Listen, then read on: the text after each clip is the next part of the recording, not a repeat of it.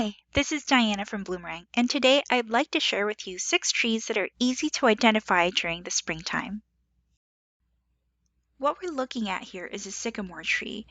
It's very distinctive because of its mottled, almost peeling bark. The farther up you go, you'll see more of the bark exposed, showing a white bark underneath.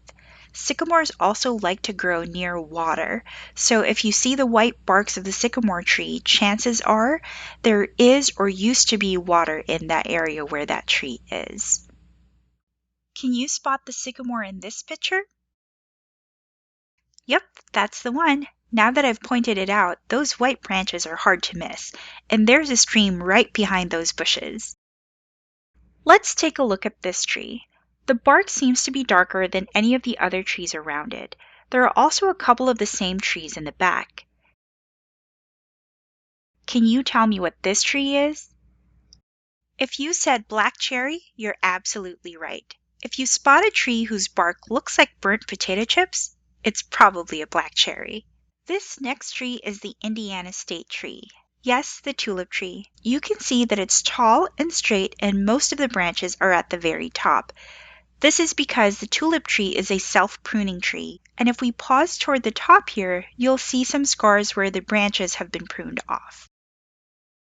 Here we have a red cedar. You can see there's a little bit of red in its bark, and its fragrant wood is used for pencils, chests, wooden pails, and fence posts. These are hardy trees that can tolerate terrible sights as long as they're sunny and not wet. It has minute, scale-like or spreading leaves, and sometimes you'll see small, berry-like dark blue fruit.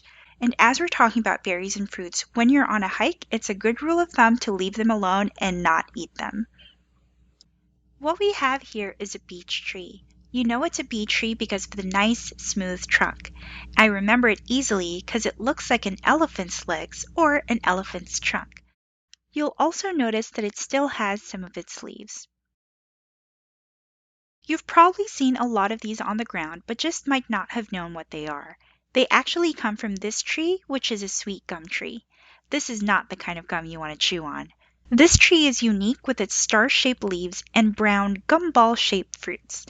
The wood is heavy, strong, and even-grained, used for flooring, veneer, and cabinets.